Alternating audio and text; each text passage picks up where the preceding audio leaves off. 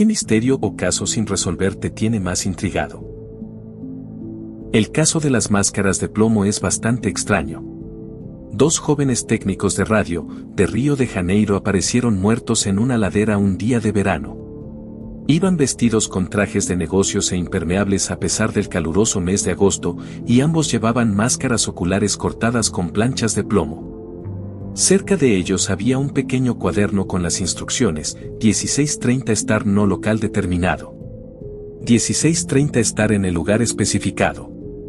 18:30 ingerir cápsulas, após efeito proteger metais a guardar sinal máscara.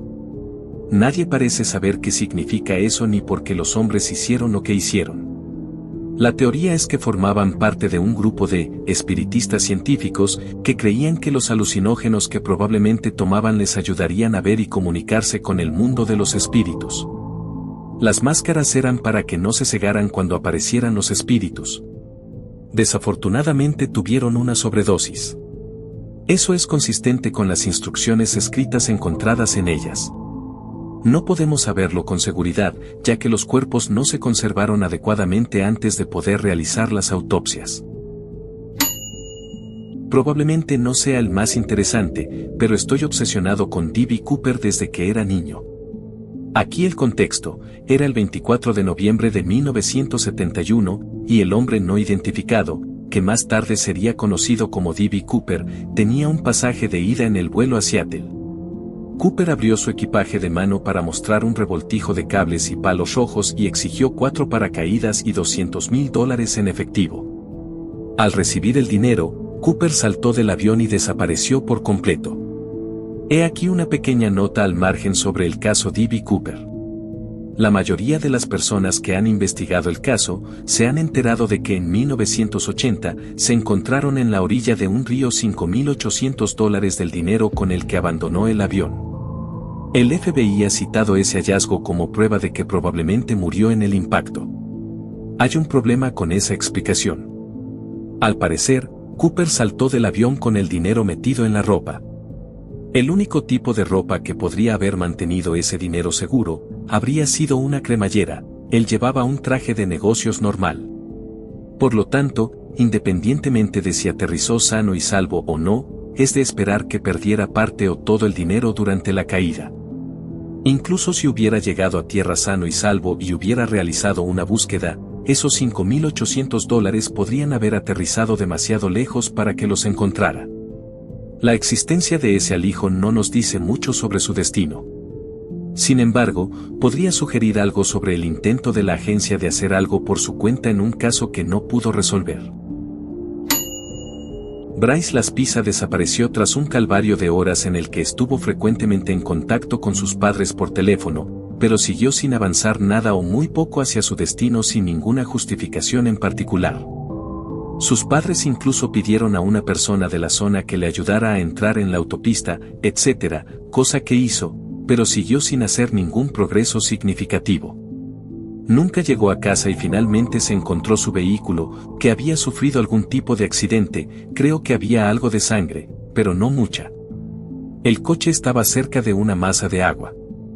Él no estaba en el vehículo y nunca ha sido localizado. Las pruebas me sugieren que estaba sufriendo algún tipo de episodio de salud mental o posiblemente problemas con las drogas que afectaban a la toma de decisiones. Tal vez se disoció durante el viaje y finalmente murió por suicidio, pero de una manera que hizo que fuera difícil de encontrar, o trató de desaparecer en la sociedad. Pero es un tipo con un aspecto tan distintivo que es realmente difícil de creer que nadie le hubiera visto. Este me vuelve loco porque desapareció mientras todo el mundo intentaba vigilarle e incluso hablaban con él de forma intermitente. No parece una situación que deba tener cabos sueltos. Esto me recuerda a Brandon Swanson. Era un estudiante universitario que intentaba volver a casa tras una serie de fiestas a las que había asistido, cuando consiguió que su coche se quedara atascado en una zanja. Llamó a sus padres sobre las 2:30 de la madrugada para que vinieran a ayudarle. Su padre condujo hasta el lugar donde Brandon había dicho que estaba, pero no pudo encontrarle ni a él ni al coche. Recorrió la carretera de arriba abajo, pero no encontró a su hijo. Brandon dijo que se encontraría con su padre en el pueblo cercano ya que podía ver las luces, pero de camino allí, algo pasó y Brandon gritó, ¡oh mierda! Y nunca más se supo de él. Resulta que Brandon nunca estuvo en la carretera en la que creía que estaba a pesar de que estaba súper familiarizado con la zona. En realidad estaba como a 30 millas en la dirección opuesta. La policía encontró su coche y no encontró nada sospechoso, pero Brandon nunca fue encontrado a pesar de desaparecer mientras aún estaba al teléfono con sus padres. Es una serie de acontecimientos tan extraños, hay por lo menos 2 horas de su paradero que son inexplicables, él no estaba en cualquier lugar cerca de donde él pensó que era, él estaba sobrio a través de todo esto. O por lo menos no borracho, y no hay evidencia de la dirección que él comenzó a caminar de su coche. Tampoco creo que se haya encontrado su teléfono móvil. Desaparición de Andrew Gosden. Lo que dice en la parte superior de Wikipedia, ya que soy demasiado perezoso para escribir un resumen yo mismo. Andrew Paul Gosden, nacido el 10 de julio de 1993. Desapareció del centro de Londres el 14 de septiembre de 2007, cuando tenía 14 años. Ese día, Gosden salió de su casa en Doncaster, South Yorkshire, retiró 200 libras de su cuenta bancaria y compró un billete de ida a Londres desde la estación de Doncaster. La última vez que se le vio fue en una cámara de seguridad saliendo de la estación de King's Cross. A pesar de los numerosos llamamientos nacionales en busca de información en los años siguientes a su desaparición, no se ha establecido el motivo por el que Gosden viajó a Londres ese día, ni su destino posterior. En diciembre de 2021, los detectives que investigaban el caso detuvieron a 2 hombres sospechosos de secuestro y trata de seres humanos en relación con la desaparición de Gosden. Ambos hombres fueron puestos en libertad bajo investigación mientras continuaban las pesquisas. En septiembre de 2023, la policía confirmó que los hombres habían sido eliminados de la investigación. Se cree que son los primeros detenidos en relación con la desaparición de Gosden. Incluso hay todo un subreddit dedicado a las teorías sobre su desaparición. La gente tiende a pensar que fue preparado en línea, atraído a Londres y asesinado. Muy triste. Hay una imagen de CCTV de él en la estación de King's Cross, parece tan inquietante mirar ahora. 1. La identidad del hijo mediano de los 4 de Allenstone, del caso Bear Brook. Las 4 fueron víctimas del asesino en serie Terry Peder Rasmussen, las asesinó y dejó sus restos en 2 barriles de acero de 50 galones en el Parque Estatal Bear Brook, en New Hampshire. 3 de las víctimas fueron identificadas, la madre Marley Seoney-Curch y sus 2 hijas, Marie Vaughan y Sarah McWatters. Pero había una víctima más enterrada con ellas, una niña de edad intermedia entre Marie y Sarah. Los análisis de ADN demostraron que esta niña del medio era hija del propio Rasmussen, pero más allá de eso, su identidad se ha perdido por completo. Sería conmovedor para ella recuperar su nombre y su identidad. 2. ¿Qué ocurrió con las esposas de Letrán en el siglo XII? En el siglo XII, la Iglesia Católica convocó varios sínodos o concilios eclesiásticos para debatir cuestiones de derecho canónico y normas para el clero, entre otras cosas. Entre los temas tratados en el primer y el segundo concilios, celebrados en 1123 y 1139 después de Cristo, respectivamente, se encontraban algunas normas bastante estrictas sobre el matrimonio y el concubinato de los clérigos. Dichos concilios establecieron que los clérigos no podían casarse ni vivir con mujeres con las que no tuvieran parentesco de sangre. También declararon inválidas todas esas relaciones, y consideraron ilegítimos a los hijos de esas relaciones, y ordenaron a todos los clérigos que repudiaran a sus esposas o sufrieran la excomunión. Es de suponer que habría un cierto número de clérigos casados, y algunos de ellos probablemente renunciarían a su carrera eclesiástica para permanecer con sus esposas o parejas. Pero no todos lo harían. ¿Qué pasó con las esposas de Letrán? ¿Cuál fue su destino? ¿Cuántas de ellas se unieron al clero, o tuvieron que irse a vivir con parientes, o se vieron privadas de sus derechos y tuvieron que buscarse la vida? ¿Cuántos niños se quedaron sin padre y con la mancha de la bastardía? ¿Fueron asesinados por sus exclérigos? Sencillamente, no lo sabemos. El destino de las mujeres afectadas por los mandatos de Letrán nunca se registró, que sepamos. Hasta hoy sigue siendo un misterio. Los niños verdes de Wall Pit es uno de mis misterios favoritos. En el siglo XII, 2 niños de piel verde fueron encontrados por los aldeanos en un pozo de lobos en Suffolk, Inglaterra. Al principio solo comían judías verdes, pero más tarde aprendieron a comer alimentos normales y acabaron perdiendo su color verde. Más tarde fueron bautizados, pero el niño enfermó y murió y la niña vivió. Con el tiempo aprendió a hablar inglés y explicó a todo el mundo que ella y su hermano venían de una tierra donde nunca brillaba el sol y siempre era de noche. Según una versión de la historia, dijo que allí todo era verde y, según otra, que se llamaba Saint Martin's Land. La niña dijo que un día, mientras cuidaban el ganado de su padre, siguieron el sonido de las campanas de la iglesia hasta una cueva y se encontraron en el pozo de lobos donde se encontraban. David Glenn Lewis es uno de los fascinantes casos en los que tenemos algo parecido a un principio, y nos enteramos de cómo terminaron las cosas mucho más tarde. Sin embargo, nada parece tener sentido. Y nos quedamos con una increíble cantidad de preguntas. Mientras su familia está de viaje de compras, se le ve actuar de forma extraña durante el fin de semana de la Super Bowl de 1993, en Dumas, Texas, donde vivía. Al parecer, el día de la Super Bowl se le sigue viendo en Dumas por la mañana. Desaparece, y aunque su vehículo abandonado se encuentra cerca de su casa, y se encuentran algunas pruebas de que podría haber embarcado en un avión con destino a Dallas o Los Ángeles, pero finalmente nunca aparece. Hay alguna actividad financiera sospechosa y algunos supuestos avistamientos, pero el caso de David Glenn Lewis se enfría, y su familia se queda sin respuestas. Pasan 11 años y un detective del estado de Washington intenta resolver algunos casos de personas desaparecidas o desconocidos desde hace tiempo con la ayuda de las nuevas tecnologías disponibles. Uno de los casos que estaba investigando era el del desconocido de Moxie, un hombre que fue encontrado caminando por el medio de una autopista cerca de Moxie, Washington en mitad de la noche del 1 de febrero de 1993. El hombre fue atropellado por un vehículo que se dio a la fuga y fue declarado muerto en el lugar de los hechos. El vehículo nunca fue identificado, y se tardó 11 años en averiguar finalmente la identidad del desconocido. Como usted puede conectar probablemente, que era David Glenn Lewis, y aunque la respuesta de su destino se ha descubierto que conduce a muchas nuevas preguntas. ¿Por qué hizo este viaje de 1600 millas a un área con la que no tenía ninguna conexión conocida? ¿Cómo se las arregló para hacer semejante viaje? Se supone que fue visto el mismo día en su ciudad natal, lo que deja algunas preguntas logísticas graves en cuanto a cómo llegó tan lejos en tan poco tiempo sin dejar casi ningún rastro. ¿Por qué deambulaba David Glenn Lewis por el medio de la autopista, vestido con ropa muy poco habitual en él, en plena noche, en una zona supuestamente desconocida? Hay numerosas teorías relacionadas con un posible juego sucio, posiblemente relacionado con su trabajo como abogado. Y por supuesto la posibilidad de que sufriera algún tipo de colapso mental y desapareciera voluntariamente, pero nada parece encajar a la perfección y cada teoría deja unas cuantas preguntas aún sin respuesta. Un caso realmente interesante y del que hay numerosos desgloses con más detalle del que he puesto aquí. Caso de doble asesinato de 2008 en Noida, India.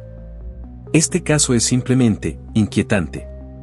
Imagínense esto, una familia aparentemente normal, los Talwars, que vive en Noida, India. Una mañana, su hija Arusi, de 14 años, aparece asesinada en su cama. Al principio, su criado desaparecido, Emraj, es el principal sospechoso. Pero, un día después, descubren su cadáver en la terraza. Se sospechó de los padres porque los asesinatos ocurrieron en su casa y, en un principio, parecía un trabajo desde dentro, sin entrada forzada. Además, había rumores sobre un crimen de honor debido a algunos rumores infundados sobre Arusi. Pero entonces, las sospechas se trasladaron a los sirvientes debido a la ubicación del cuerpo de Emraj. ¿Por qué los padres? No se forzó la entrada, el apartamento estaba cerrado desde dentro, lo que hace que parezca un trabajo interno. La puerta de la terraza, cerrada, inicialmente, se informó de que la puerta de la terraza estaba cerrada con llave, lo que sugería que el asesino era alguien con acceso a la casa. Esto se rebatió más tarde. Comportamiento sospechoso, Algunos informes sugirieron que los padres estaban extrañamente tranquilos e impasibles tras el asesinato, lo que hizo saltar las alarmas. Rumores de crimen de honor. Lamentablemente, hubo rumores de que Arusi mantenía una relación con Emraj, lo que llevó a especular sobre un crimen de honor. Totalmente infundado, por cierto. La llave perdida. Desapareció una llave de la puerta de la terraza, y los relatos de los padres al respecto fueron incoherentes. ¿Por qué sirvientes? El cuerpo de Emraj en la terraza. Esto desvió las sospechas hacia los criados, sugiriendo un posible altercado en la terraza. La teoría de la reunión. Hubo rumores de una reunión de sirvientes esa noche, con alcohol de por medio, lo que pudo llevar a una pelea y a los asesinatos. Criados desaparecidos. Tras los asesinatos, algunos sirvientes, entre ellos allegados de Emraj, desaparecieron, lo que les hizo parecer culpables. La teoría del forastero. Algunos creen que los criados podrían haber tenido un cómplice externo que les ayudó a cometer los asesinatos. En mi opinión, el comportamiento de los padres es extremadamente sospechoso. Falta el motivo, por lo que es muy difícil resolverlo. Los padres fueron condenados y posteriormente absueltos, con lo que el caso quedó oficialmente sin resolver. Los homicidios de la familia Dardenne. No me fascina tanto como me ha dejado horrorizado durante años desde que me enteré por primera vez. En 1987, una familia de 3 miembros, que pronto serían 4, vivía en Inail. Kate, Elaine, que estaba muy embarazada en ese momento, y su joven hijo Peter. En los 2 años anteriores a la muerte de la familia se habían cometido más de 10 asesinatos. Kate buscaba activamente trasladar a su familia a una zona más segura. Por desgracia, nunca tuvieron la oportunidad. Una noche, un puto enfermo entró en su casa. No había señales de que hubieran forzado la entrada, aunque Kate tenía mucho cuidado con quien entraba en casa cerca de su familia. Especialmente por la noche, y golpeó tanto a Elaine que se puso de parto. Luego, el agresor golpeó hasta la muerte a la niña recién nacida, que se llamaría Casey. Peter también fue golpeado hasta la muerte. Los golpes fueron propinados con un bate de béisbol que el pequeño Peter había recibido como regalo a principios de año. Después, el asesino los tumbó a los 3 juntos en una cama. Kate fue sacado de la escena con vida en su propio vehículo, que más tarde fue encontrado en una estación de policía.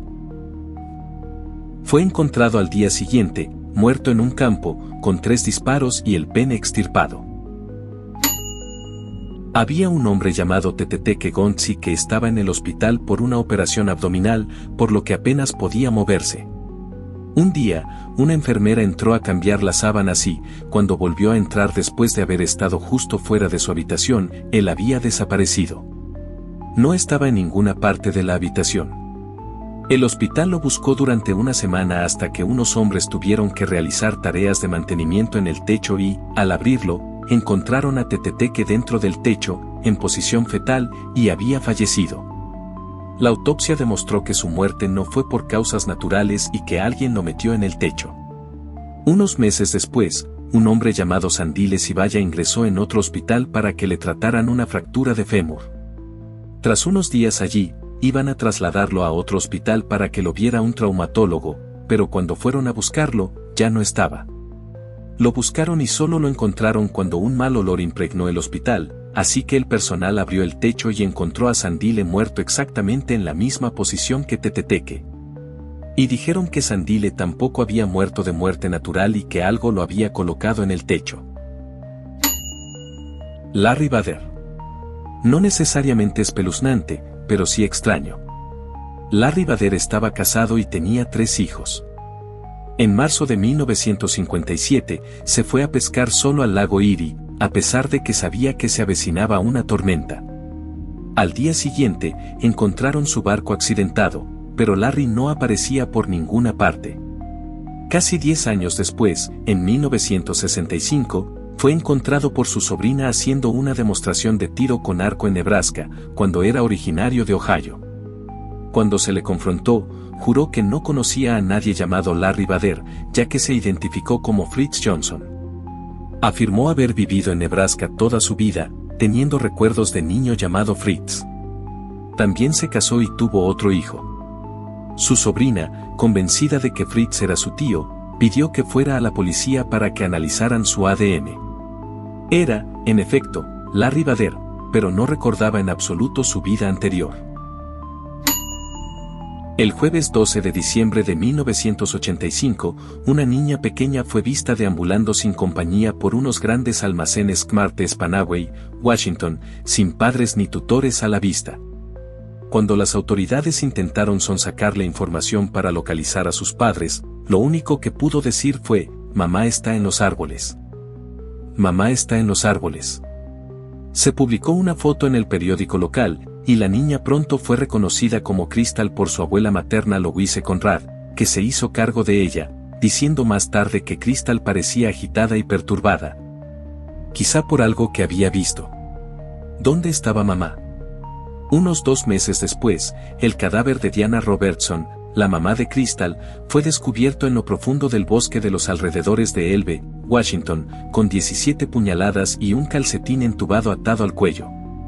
Cerca de allí se descubrió una camioneta Plymouth de 1982 abandonada, cubierta de manchas de sangre y con una nota manuscrita en el salpicadero que decía simplemente: "Te quiero, Diana".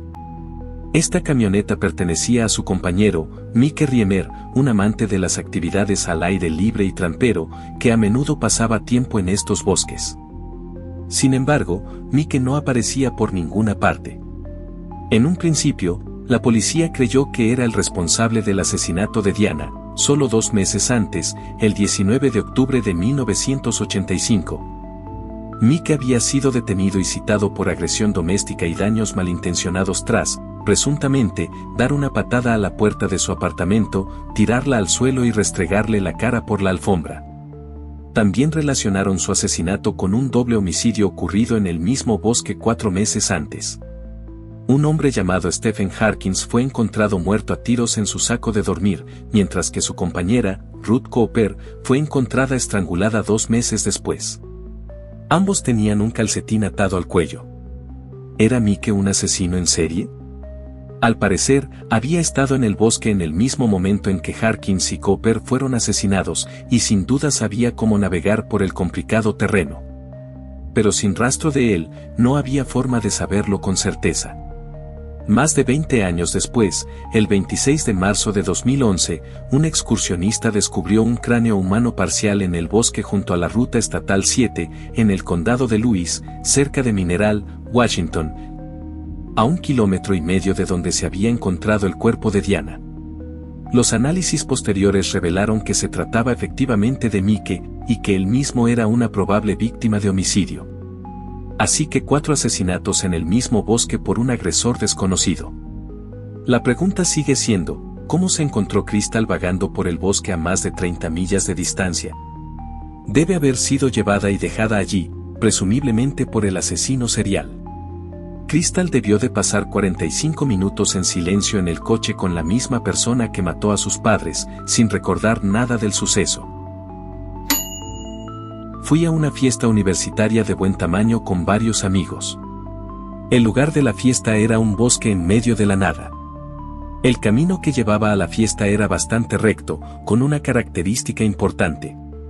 La carretera era llana en toda su longitud, pero tenía una colina de unos 10 metros de altura a mitad de camino. Se podría decir que era un buen bache en la carretera. Yo iba conduciendo y, cuando llegué lentamente a la cima de la colina, me encontré con un coche que iba en dirección contraria. Ese coche redujo la velocidad hasta detenerse. Eran varios de mis amigos que abandonaban temporalmente la fiesta para ir a comprar cerveza a la tienda. Sabían quién era por mi vehículo y me hicieron señas para preguntarme si necesitaba algo de la ciudad, y procedimos a charlar durante 1 minuto sobre cómo se estaba desarrollando la fiesta en la que se marcharon. Cuando ambos dimos marcha atrás para hablar, nos detuvimos por casualidad en lo alto de la colina. Eso sí, no era una carretera muy transitada y se encuentra, como decimos en Los Palos. Mientras estábamos estacionados hablando durante un breve minuto, todos nos dimos cuenta de que había una canción procedente de los bosques de los alrededores. Nos imaginamos que era alguien teniendo una fiesta privada en un coche aparcado cerca en el bosque, si usted me entiende. Lo raro era que se trataba de Turn the Page de Bob Seger, pero se estaba repitiendo. Volvimos a reunirnos para asistir a la fiesta y no volvimos a pensar en nuestra charla en la colina. Unos días más tarde, recibí la visita de varios policías para una investigación. Se enteraron de que esa noche había una fiesta en la carretera de la colina en cuestión.